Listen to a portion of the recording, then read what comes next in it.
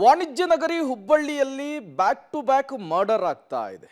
ನೇಹಾ ಅಂಜಲಿಯ ಹತ್ಯೆಯನ್ನು ಖಂಡಿಸಿ ದೊಡ್ಡ ಮಟ್ಟದ ಪ್ರತಿಭಟನೆಗಳು ಕೂಡ ಆಗ್ತಾ ಇತ್ತು.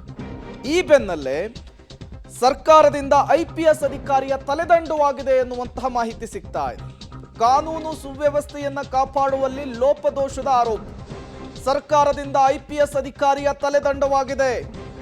DCPಯನ್ನ ಅಮಾನತು ಮಾಡಿ ರಾಜ್ಯ ಸರ್ಕಾರ ಆದೇಶವನ್ನ ಹೊರಡಿಸಿದೆ. ಹುಬ್ಬಳ್ಳಿ ಧಾರವಾಡ DCP ರಾಜೀವ್ ಅವರನ್ನ ಅಮಾನತು ಮಾಡಿ ಆದೇಶವನ್ನು ಹೊರಡಿಸಿರುವಂಥದ್ದು.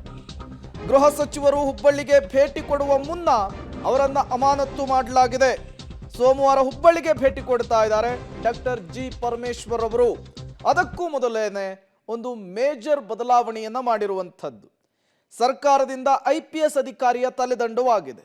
ಮೊದಲು ನೇಹಾ ಹತ್ಯೆ ಆಯಿತು, ಅದಾಗಿ ಆ ಘಟನೆ ಮಾಸುವ ಮುನ್ನವೇ ಅಂಜಲಿ ಹತ್ಯೆ ಆಯಿತು. ಸಾಲು ಸಾಲು ಹತ್ಯೆಯಿಂದ ಸಹಜವಾಗಿಯೇ ಅವಳಿ ನಗರದಲ್ಲಿ ಆತಂಕ ಮನೆ ಮಾಡಿತ್ತು.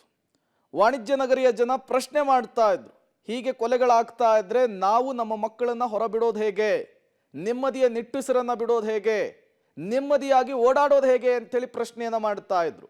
ಕೇವಲ ಹುಬ್ಬಳ್ಳಿ ಧಾರವಾಡ ಮಾತ್ರವಲ್ಲ, ಬೇರೆ ಬೇರೆ ಜಿಲ್ಲೆಗಳಲ್ಲೂ ಕೂಡ ಈ ಪ್ರತಿಭಟನೆಯ ಕಿಚ್ಚು ಅದರ ವ್ಯಾಪ್ತಿ ವಿಸ್ತರಿಸಿಕೊಂಡು ಹೋಗ್ತಾ ಇತ್ತು. ಈ ಬೆನ್ನಲ್ಲೇ ಪಕ್ಷಾತೀತವಾಗಿ ನಾಯಕರುಗಳು ಕೂಡ ಹಿರಿಯ ಅಧಿಕಾರಿಗಳ ತಲೆದಂಡವಾಗಬೇಕು ಅಂಥೇಳಿ ಆಗ್ರಹಿಸ್ತಾ ಇದ್ರು.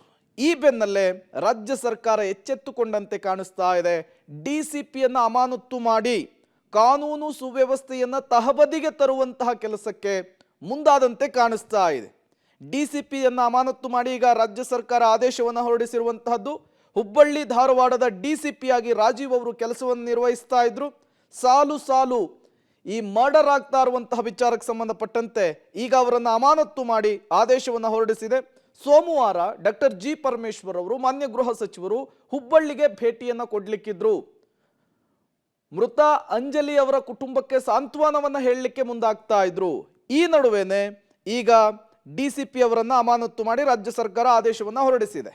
ಮತ್ತಷ್ಟು ಡೀಟೇಲ್ಸ್ ಅನ್ನು ಕೊಡ್ತಾರೆ ನಮ್ಮ ಪ್ರತಿನಿಧಿ ಸುನಿಲ್, ದೂರವಾಣಿ ಸಂಪರ್ಕದಲ್ಲಿ ಜಾಯಿನ್ ಆಗಿದ್ದಾರೆ.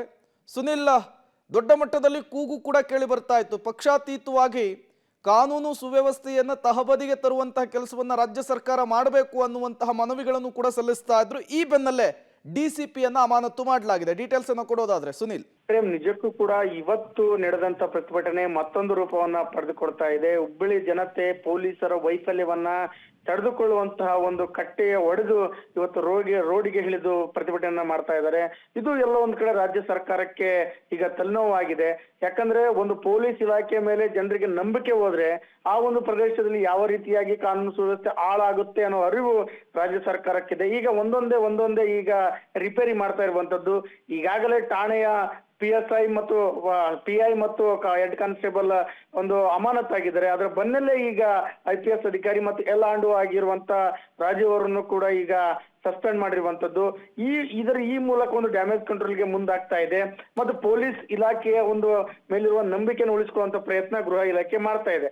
ಇದರ ಜೊತೆಗೆ ಹಿರಿಯ ಅಧಿಕಾರಿಗಳ ತಲೆದಂಡಕ್ಕೂ ಕೂಡ ಈಗ ಆಗ್ರಹ ಕೇಳಿ ಬರ್ತಾ ಇದೆ.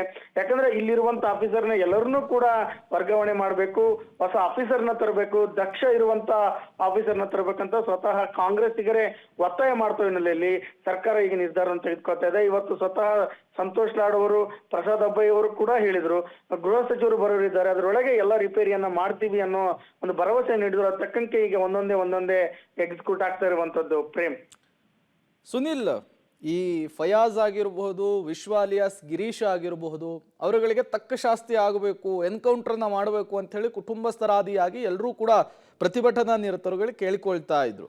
ಈ ಬೆನ್ನಲ್ಲೇ ಹಿರಿಯ ಅಧಿಕಾರಿಯೊಬ್ಬರ ತಲೆದಂಡ ಆಗಿರುವಂಥದ್ದು.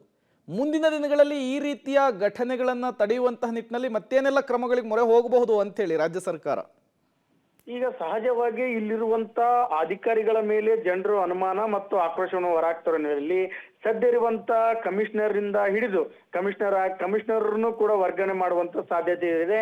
ಅಲ್ಲಿಂದ ದಕ್ಷ ಆಫೀಸರ್ನ ತರುವಂತ ಒಂದು ಸಾಧ್ಯತೆ ಇದೆ. ಆ ಮೂಲಕ ಡ್ಯಾಮೇಜ್ ಕಂಟ್ರೋಲ್ ಮಾಡಿ ಜನರಿಗೆ ಭರವಸೆ ಮೂಡಿಸುವಂತದ್ದು. ಪ್ರೇಮ್,